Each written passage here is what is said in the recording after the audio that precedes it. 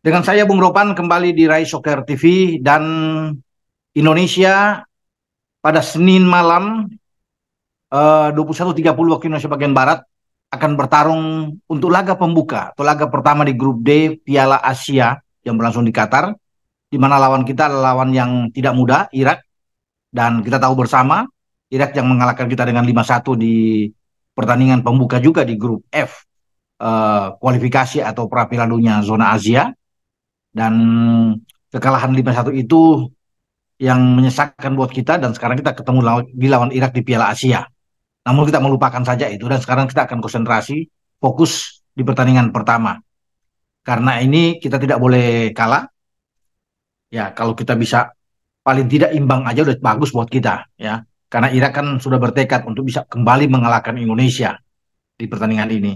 Irak punya kepentingan karena dengan kemenangan melawan Indonesia mereka memastikan bisa lolos, karena pertandingan berikut mereka akan bertemu dengan Jepang. Mereka mencanangkan target melawan Jepang itu hasil imbang, dan kemudian pada pertandingan terakhir mereka bisa mengalahkan Vietnam, dan itu udah cukup buat mereka untuk lolos karena mereka juga tahu Jepang adalah tim yang kuat dan mereka bersama Jepang yang akan keluar dari grup D ini. Nah, bagaimana dengan kita? Kan kita menang itu saya pikir wah ini sangat-sangat luar biasa, bonus yang bagus. Tapi imbang cukup. Nah, ketika kita imbang, kita harus bertarung dengan Vietnam pada tanggal 19. Ini yang dinantikan, ini yang ditunggu. Karena Vietnam juga ingin mengalahkan kita. Mereka akan mengawali pertandingan pertama melawan Jepang, dan saya bisa pastikan Vietnam akan kalah melawan Jepang. Ya. Namun kita sekarang harus bisa melewati laga pertama ini. Mampukah Indonesia bisa melewati Irak tanpa kekalahan? Ini kan jadi pertanyaan buat kita semua. Sain Patinama belum datang. Dipastikan dia tidak akan bermain melawan Irak di melewatkan laga pertama ini. Dan STS pasti menyiapkan Pratama Arhan di sana untuk bermain di bek kiri, walaupun kita juga punya Edo Febriansa yang bisa bermain di bek kiri. Dengan starting 11 yang banyak bertanya, apakah ada perubahan? STS akan memainkan pemain-pemain di laga pertama ini dengan starting 11 terbaik. Dia akan coba untuk bermain dengan starting 11 yang tampil melawan Iran terakhir. Itu yang akan kita tunggu. Tapi saya pikir dia bisa mengubah, ya, bisa mengubah eh, taktik dia untuk tidak bermain lebih terbuka, bermain dengan counter attack ini akan jauh lebih bagus, menunggu serangan Irak, kemudian mereka melakukan counter. Karena kebermain terbuka kita berbahaya, Irak akan makan kita. Irak punya kualitas yang di atas kita, ya sesuai dengan peringkat dunia mereka. Ya, di peringkat dunia di FIFA itu mereka 63, kita kan jauh, 146. Jadi makanya saya pikir kita lebih pas dan SC bagusnya bermain dengan menunggu serangan lawan. Tidak boleh lagi membuat kesalahan-kesalahan di lini belakang. Karena sejauh ini kita kan kalah itu banyak membuat kesalahan-kesalahan. Ya. Baik dalam pertandingan lawan Irak di kualifikasi atau pra Piala Dunia di Basra, kemudian juga melawan Libya, ada banyak kesalahan yang kita buat.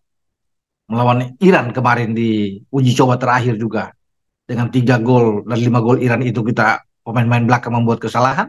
Ini yang membuat STY agak ngeluh ya, atau kecewa, dan dia berharap bahwa pemain-pemain belakang baik Yordi, Elkan, Rizky ya tidak banyak membuat kesalahan yang merugikan bagi klub, apalagi melawan Irak dalam pertandingan pertama. Ya, kita mendoakan bahwa pemain-pemain kita akan tampil disiplin, tampil bagus, dan bermain dengan mental yang kuat, dan kita tidak kalah menghadapi Irak. Itu kan yang paling kita tunggu. Ini pekerjaan misi yang saya pikir tidak mudah ya untuk kita lewati. Tapi dalam sepak bola semua bisa terjadi. Bagaimana tinggal sekarang STY memotivasi anak-anak untuk tampil Spartan, tampil oke, ya lugas bermain, ya tanpa kompromi, bermain melawan Irak, disiplin dalam menjaga daerah, menjaga lawan, itu yang paling penting. Dan kita juga lebih tenang, ya, lebih sabar bermain. Kalau ada peluang depan itu jangan terburu-buru, karena kelemahan kita juga adalah finishing touch, penyelesaian akhir kita juga yang nampak sangat buruk di sini. Itu akan terus dibenahi oleh STY. Kalau kita minimize di belakang dengan baik, semua pemain disiplin dengan oke, dan memanfaatkan setiap peluang yang terbuka depan gawang lawan, apalagi kita bisa membuat gol pertama, ini akan menjadi kekuatan buat kita untuk bisa mendapatkan hasil imbang. Tapi kalau lawan lebih dulu membuat gol, kan sulit buat kita. Ketika Irak membuat gol, bisa aja mental kita down. Makanya kita harus lebih dulu mencetak gol ke gawang Irak. Itu kan yang paling bagus buat kita. Sehingga menumbuhkan rasa percaya diri dalam pertandingan uh, nanti untuk bisa menyelesaikan 90 menit.